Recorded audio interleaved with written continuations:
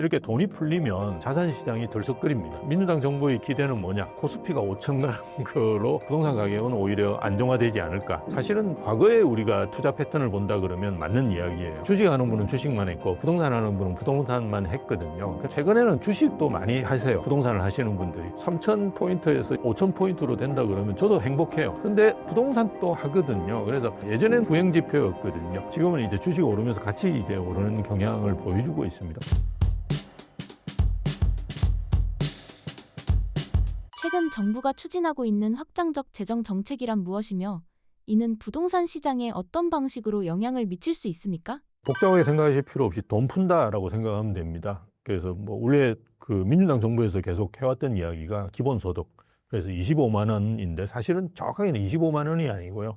연간 베이스로 본다고는 한 100만 원입니다. 이걸 한꺼번에 주면 재미가 없잖아요. 그래서 그것도 한 달로 나눠주면 10만 원이 안 되거든요. 10만 원이 안 되면 아마 한우 사 드시기 힘들 거예요. 그러니까 이게 한 번에 그죠? 한 25만 원씩 분기별로 주면 딱 적절하거든요. 그게 대부분 이제 정치권에서 생각하는 방식입니다. 그래서 한 25만 원 받으면 이제 한우를 사 드실 수 있거든요. 그럼 행복해지죠. 그래서 기본소득이라는 게 100만 원인데요. 이게 가만히 생각해 보시면 우리가 전 국민한테 원래는 다 주는 겁니다. 소득하고 이런 걸 고려하지 않고. 그러면 한 52조가 필요하죠. 예. 그렇게 이제 푸는 건데요. 아마 비슷하게 할 것 같아요. 대신에 이제 기본소득이라는 거는 좀 부정적인 인식이 큽니다. 예. 그래서 이제 최근에 이제 그 민주당에서 하는 이야기는 민생회복지원금. 아주 이제 멋있죠. 예. 그렇게 이제 나눠주는 건데요. 25만 원이 아니고 15만 원부터 50만 원으로 이렇게 차등으로 주는 걸로 아마 결정이 되어가는 것 같아요. 어쨌든 이렇게 되어가는 그 확장적 재정을 하는 부분이 올해만 해도 지금만 해도 벌써 한 35조 정도 된다고 합니다. 왜냐하면 우리가 1차에 추경을 13조 8천억인가 이미 그 편성을 해놨어요. 거기에다 플러스해서 그죠?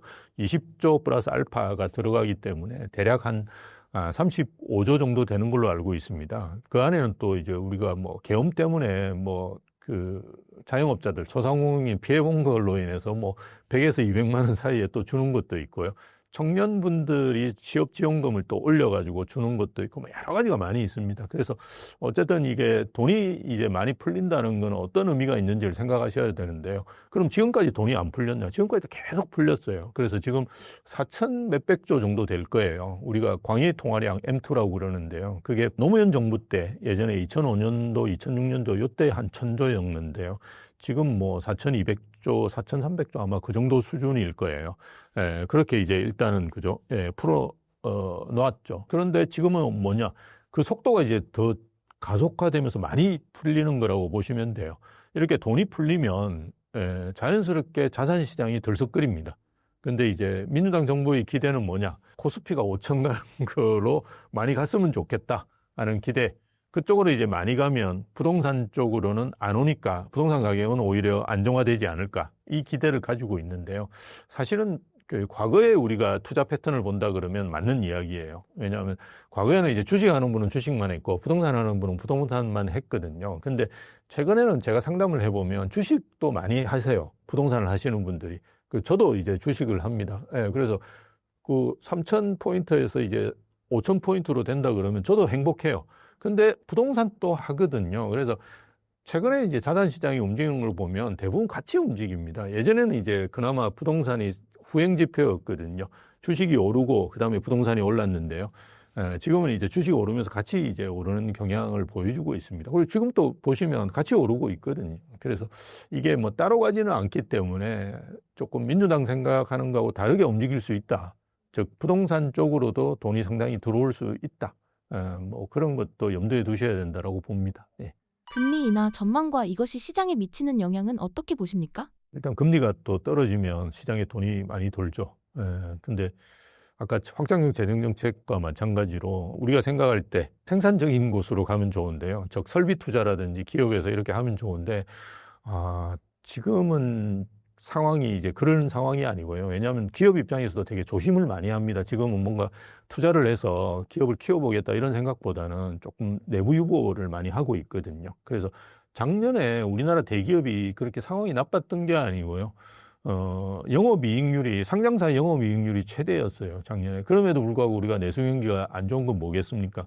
기업에 설비 투자를 안 한다는 거죠. 돈을 이제 설비 투자라는 게 돈 푸는 거거든요, 기업 입장에서. 그러니까 내부 유보를 하면서 야, 뭐 1, 2년 정도 뭐 트럼프 대통령이 나오셔가지고 뭐 한마디만 국제경제가 왔다 갔다 하니까 대기업은 이게 몸집이 크다 보니까 움직이는데 되게 그죠? 위험하거든요. 어떤 면에서 잘못 움직이면 큰일 납니다. 그래서 되게 조심을 하고 있는 상황이거든요. 그래서 설비 투자로 이게 가야 되는데 사실은 지금 상황에서는 설비 투자로 가기는 쉽지가 않을 거다. 그래서 대부분 자산 시장으로 올 가능성이 크고요. 그리고 자산 가격을 이제 투자하는 입장에서 보면 대부분 뭐 주식도 되게 그렇게 하시는 분들이 많은데요. 예, 그 좀 빌려가지고 투자하시는 분들이 많습니다. 예, 그리고 부동산은 당연히 담보대출이라는 게 그죠? 예, 빌려서 투자하는 거기 때문에 금리가 떨어진다 그러면 내가 한 달에 갚는 원리금이 많이 떨어지거든요. 그래서 아마 이건 뭐 자산시장으로 돈이 갈 수밖에 없는 여건들을 조성할 거고요. 금리가 그러면 앞으로도 뭐 계속 떨어지느냐 오르느냐 이걸 고려해 본다 그러면 자연스럽게 물가가 떨어지면서 그죠? 금리는 떨어질 가능성이 높고요. 그리고 경기가 지금 별로 안 좋은 상황이기 때문에 경기가 안 좋을 때는 정부에서 금리를 올리기는 만만치 않아요. 그래서 지금 현재 정부에서 금리를 계속 올해 한 2번 정도 더 하락시키겠다라는 기준금리를 이야기를 하는데요. 그 이유도 사실은 부동산 부분이 좀 불안하지만 기업들이 너무 안 좋으니까 그죠? 우리가 금리를 떨어뜨리는 거거든요. 그래서 기업들 상황이 별로 지금 좋은 상황이 아니고 시장 상황 자체가 좋지 않은 상황에서 금리를 올린다는 거는 사실은 쉬운 건 아니거든요. 그래서 앞으로도 계속 이제 하향 안정화되지 않을까. 그렇다 그러면 자산시장은 좋아질 가능성은 더 높다. 이렇게 보시는 게 맞는 것 같습니다. 전세가 상승도 가파른 상황인데 어떤 상황이며 어떻게 보고 계십니까? 전세가 상승은 지금 현재는 인식을 못할 정도로 조금 달라져 있다라고 보시는 게 맞는데요. 전세가가 지금 상승률이 아마 5월 기준으로 본다 그러면 0.19 정도 될 거예요. 근데 문제가 이제 매매가가 0.53가 그렇게 거의 2배보다 훌쩍 높습니다. 한 3배 정도 됩니다. 그래서 지금 전세가 상승률보다 매매가 상승률이 훨씬 높아요. 여기에는 감춰진 부분들이 꽤 있다라고 보시면 됩니다. 첫 번째로는 이제 전세 살던 분들이 이제 가격이 오르니까 매매로 막 전환하잖아요. 그래서 매매가 상승률이 높고 전세가 상승률이 좀 낮게 보이는 부분이 하나 있고요. 또 하나는 전세에서 이제 월세로 많이 바뀌고 있거든요. 최근에 이제 젊은 분들은 전세 뭐 5억씩 10억씩 이렇게 전세가를 깔고 앉아 있는 걸 선호 안 하십니다. 그러다 보니까 이렇게 월세로 많이 전환되시거든요. 그래서 10억 아파트가 지금은 월세가 한 200 정도 나오고요. 20억 아파트, 좀 마포에 있는 이런 아파트들은 한 400 가까이 나옵니다. 월세가. 그래서 월세 수익률도 괜찮아요. 그래서 집주인들도 선호하고요. 예. 그리고 전세 사기 이런 문제 때문에 임차인들도 그죠. 불안해 하시니까 월세로 많이 가시고, 그리고 정부도 그죠. 전세 대출 이런 걸 막는 걸 보면 전세를 별로 좋아하지 않는 것 같아요. 그래서 지금 삼자가 다 안 좋아하기 때문에 전세는 월세로 지금 빠르게 저희가 예상했던 것보다는 상당히 빠르게 이제 진행이 되는 걸로 보여요. 그래서 이렇게 전세에서 월세로 가고 전세가 또 매매로 전환되고 이렇기 때문에 전세가 굉장히 낮고 이렇게 보이는데요. 지금 전세는 매물 자체가 거의 없어요. 그래서 전세는 나오면 사실은 매매보다도 빠르게 저희가 거래가 되거든요. 그래서 지금 시장 상황이 보이는 것보다는 조금 더 심각하다라고 보시는 게 맞는 것 같아요. 예. 향후 전세가 전망과 이것이 시장에 미치는 영향은 무엇입니까? 저는 전세를 이제 하시려고 한다. 사실은 좀 아파트 쪽은 굉장히 많이 오를 거예요. 예, 그래서 저는 월세로 조금씩 세입자분들도 전환하시는 것도 괜찮지 않을까라는 생각을 가지고 있고요. 또 하나는 공공지원 민간임대 아파트라고 꽤 많이 지어져 있습니다. 예, 그래서 그런 데들은 주변 시세보다 좀 낮은 이제 월세를 제공하고 있거든요. 물론 그게 이제 보증금하고 우리가 월세를 내는데 보증금을 높이면 또 월세 낮아집니다. 그래서 그렇게 잘 되어 있는 전혀 월세에 문제가 없고 그거는 이제 대한주택도시보증공사에서 다 이제 보증을 하기 때문에 전혀 뭐 떼일 염려도 없습니다. 안전하게 여러분 하실 수 있기 때문에. 그런 이제 공공에서 지원해서 하고 있는 민간임대 아파트, 그거는 다 뭐 아이파크, 롯데캐슬 이렇게 걸고 있고 짓기도 굉장히 잘 지었어요. 그런 데가 최근에 이제 공실들이 꽤 나오거든요. 그런 데를 들어가시는 것도 좋은 방법이고요. 우리가 임대주택에 사시는 공공임대에 사시는 것 또는 이제 그냥 임대로 사시는 거는 그렇게 자산 축적에 별로 도움이 안 됩니다. 전세 가격이 오른다고 해서 내 전세 보증금이 오르는 게 아니거든요. 그래서 빨리 내 집 마련하시는 게 저는 좋다라고 보고요. 지금과 같이 가격이 오를 가능성이 높을 때는 사실은 전세가 또 이게 좀 안 좋아져가지고 좋아졌다고 판단하시는 분도 계시고요. 계약갱신성으로 쓸 수 있기 때문에 4년을 거주하실 수 있잖아요. 4년의 기간 동안에도 가격이 많이 오르는 경우가 있거든요. 예, 그걸 또 지금 민주당에서 더 늘릴 수도 있는 거고요. 그래서 이렇게 살면 이게 자산 축적에는 별로 도움이 안 됩니다. 그래서 빠르게 이제 내 집 마련을 이제 나서는 것이 좋지 않을까 그렇게 보는 거죠. 예. 코로나 시대에 생겨난 벼락 거지와 같은 경우가 재발하지 않도록 현실적인 조언을 해주신다면요? 그러니까 참 안타까운 게 그런 분들이 대부분 이제 결정장애가 있으시거든요. 그때라도 집을 샀더라면 사실은 뭐 지금 오르는 거에 대해서 좀 안정적으로 생각하실 수 있을 거예요. 야, 내가 꼭지점을 잡았다라고 생각하시는 분들이 저한테 와서 상담을 꽤 했었어요. 그때 제가 이야기했던 게 조금만 기다리세요. 그냥 팔지 말고 기다리세요. 물론 뭐 팔고 다시 살 수도 있는데요. 근데 뭐 그때 이제 그런 아파트 사셨던 분들은 대부분 이제 서울 외곽 쪽이기 때문에 그렇게 가격이 높지가 않았어요. 그래서 사실은 1, 2억 차이였거든요. 그래서 뭐 조금만 기다리시면 그 이상은 오를 겁니다. 그렇게 이야기 드렸는데 또 파신 분도 계시고 지금 그대로 또 무주택자이신 분도 계시거든요. 그래서 좀 안타까운 게 결정장애이신 분들이 많아요. 올라도 못 사시고 내리면 더 못 사세요. 더 떨어질 거라고 생각하셔가지고.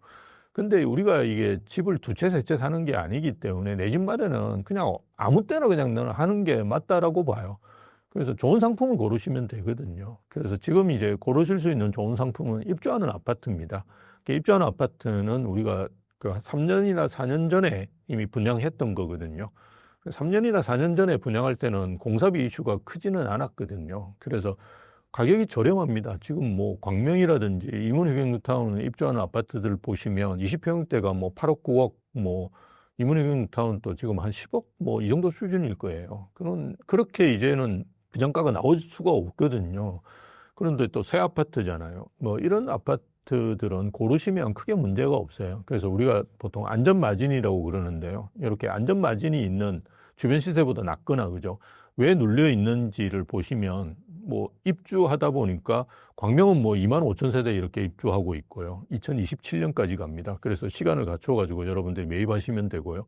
이문회경타운 경우는 올해만 해도 10,000세대가 입주하거든요. 그러면 가격이 눌려 있을 수밖에 없어요. 근데 최근의 흐름들을 보시면 작년하고 완전히 달라졌어요. 광명 같은 경우 트리우스 광명인가 그 아파트가 마이너스 프리미엄이 한 5천 이렇게 있었거든요. 지금 아마 2, 3천 플러스로 전환됐을 거예요. 그러니까 그때 사셨던 분은 벌써 1억 가까이 보셨어요. 그리고 이문회경타운도 마찬가지예요. 올해 초만 해도 많이 눌려 있었는데요. 지금 호가가 30평대가 15억 나오고 있어요. 그래서 올해 초에 12억 이렇게 거래됐거든요. 그래서 15억도 저는 거래될 거라고 봐요. 그럼 올해 사신 분은 벌써 얼마 벌었어요? 3억 벌으셨어요. 그래서 제가 벌었다고 이야기하는 거는 좀 문제가 있지만 어쨌든 그러니까 지금 시기상으로 보더라도 그렇게 눌려 있었던 아파트들도 지금 가격이 오르고 있거든요. 그러니까 우리가 소위 이야기해서 마포, 성동, 그다음에 강남 이런 아파트들은 당연히 올 초에 비해서 거의 5억씩 뭐 10억씩 올랐어요. 그래서 지금 시작으로 가고 있거든요. 시작입니다, 지금. 왜냐하면 5년 동안 이걸 누를 수 있는 게 아무것도 없어요. 문재인 정부 때 그렇게 규제를 20몇 번씩이나 했는데도 불구하고 가격이 막 이렇게 올랐잖아요. 근데 이제는 규제할 수 있는 수단도 거의 없거든요. 여기서 이제 더 들어가면 어떻게 됩니까? 거의 사회주의의 규제로 들어갑니다. 지금도 이미 우리가 집 못 사게 하는 규제들이 꽤 있거든요. 내가 집을 사는데 구청장의 허가를 받아야 된다. 그런 사회주의고 중국도 그렇게는 안 하거든요. 그런데 여기서 더 들어가면 진짜 이제 못 사게 하는 것밖에 없거든요. 허가가 못 사게 하는 것밖에 없기 때문에 그렇게까지 규제가 나올 건지는 잘 모르겠는데요. 무조건 지금은 빨리 이제 내 집 마련하시는 게 좋습니다. 예.